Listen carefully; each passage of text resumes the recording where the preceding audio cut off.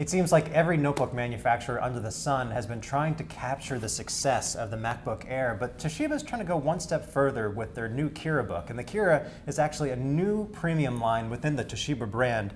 Mike Prospero actually took a look at this new Kirabook notebook, and it's a premium Ultrabook, 3 pounds, and it gives you the resolution of the MacBook Pro with Retina display, or close, right? Yes. In a 3-pound package, so it's about a pound less, which with a sharp screen.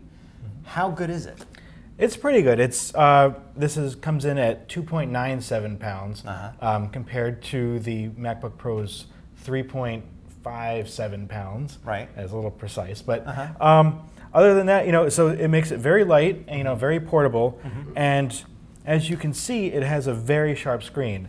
It's got a resolution of 2560 by 1440, which is a little bit less than the Pro. That one is 2560 by 1600. Right. 1660, excuse me.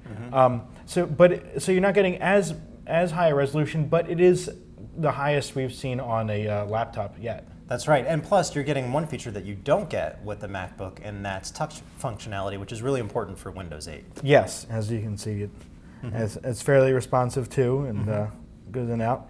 And but it is expensive though. I mean, forgetting that the touch version starts at $17.99. Right. So you reviewed the $19.99 model, which gives you an even faster processor. Yes, a Core i7 processor, 8 gigs of RAM, a 256 gig hard drive, and Windows 8 Professional. Well, let's walk people through the design. I think we have to give Toshiba some credit for the keyboard, especially because we give them a problem on some of their other Ultrabooks, right? Yeah, we did.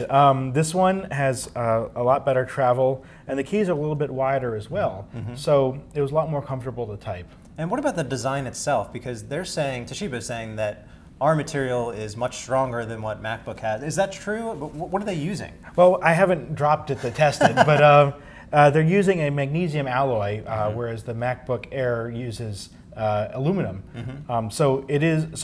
They say it makes it lighter and thinner and more rigid at the same time. So when it's closed, just how portable and light does this feel in the hand? It's pretty good. Compared to the MacBook Air, you can see it's got a smaller footprint, but a similar size screen, which obviously makes it easier to stuff in your bag. And as you can look around, both the bottom and the top, have this magnesium alloy, as does the deck here too. And has a brushed aluminum or brushed metal finish, right? Yes, so you don't see any fingerprints, which is also a nice touch. And the touchpad is nice and wide. Is it fairly responsive? Yeah, I found it fairly responsive. Obviously, using the touch screen, you're going to want to use it considering you paid for it. And what kind of ports are you getting with this spread? There's 3 USB ports, 2 on this side, along with full-size HDMI. Right. And then on the other side is a third USB port along with an SD card slot. It's nice to see the SD card slot because we always complain when it's not there. Yes, like on the Dells actually. So what are some of the complaints that we have about this system? I mean, let's start with what can you do with that high resolution display?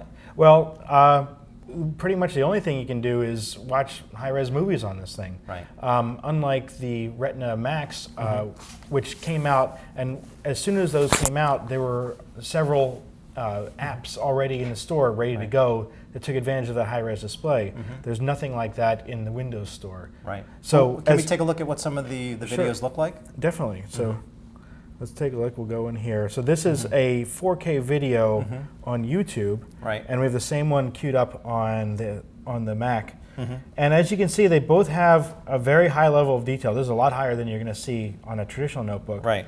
But we did notice, that still the Mac has an advantage. There's a greater contrast, more vivid colors. Yeah, the black levels are definitely better. And if you look at some of the details, say in the flowers here and here, it's a lot sharper on the Mac than it is on the Toshiba. But this is by no means poor. This is definitely a lot better than you're going to get on say a 1366 panel. Right, and one thing I also have to give Toshiba credit for is the battery life, because we've seen a lot of Ultrabooks with less than 6 hours, and in this case you got well over that, even though it has touch. What did you get? You got 6 hours and 48 minutes, so nearly 7 hours. That's well above the ultra portable average. Okay, so and what about the sound? Because I know that Toshiba is really trying to highlight the DTS audio as well as the Harman Kardon speakers. How good are they? This is tremendous. There are 2 speakers right on the bottom here and here, so that when this is lying on a desk or some other hard surface, the sound bounces down and reflects up, and it's really quite powerful and loud. So, you got any music on there? Yeah, let's see if we can pop up here. Maybe we can go back to this video here. Yeah, that's a lot fuller and richer and louder than you would expect for a notebook this compact, I think. Oh, there we go. That's another yes. Yeah, it is. It was very surprising and a welcome surprise at that.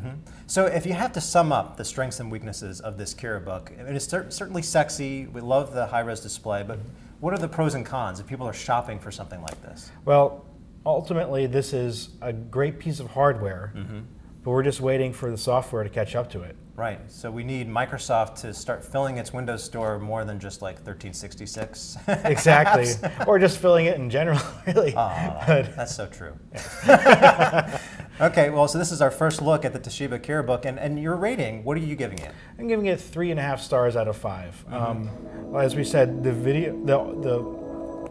as we said, the hardware is great, but the software isn't there yet, and when you're paying $2,000 for a notebook, you want the full experience. Okay, so this is our video review of Toshiba Kirabook. This is Mark Spoonhour and Mike Prospero with Laptop Magazine.